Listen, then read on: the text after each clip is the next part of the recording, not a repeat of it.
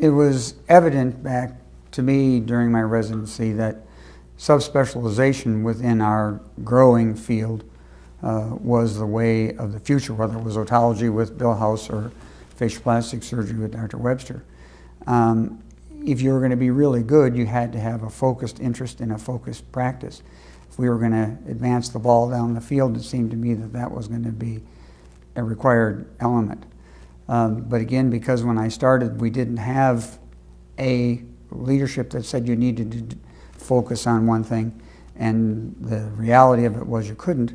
Even back when I was a resident, if somebody came in with a supraglottic tumor and Dr. Paparella was on call, he would take on a laryngectomy. I mean, he didn't talk about it a lot, but that was part of what he did. And so everybody kind of did everything, and it seemed that I had an interest in developing facial plastic surgery.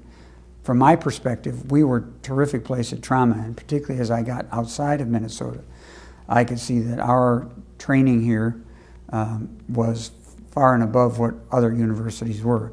It's part kind of the tradition of otolaryngology in the Midwest that we carved out a very big definition of our field, whether it was here or Iowa or any of the other big programs in Michigan.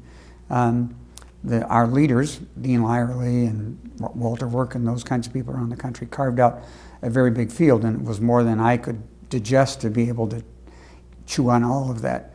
And so my interest became in facial plastic surgery, a lot with the trauma influence here, and we had some leadership in rhinoplasty, but really to me to carry the next ball I had to do that other work.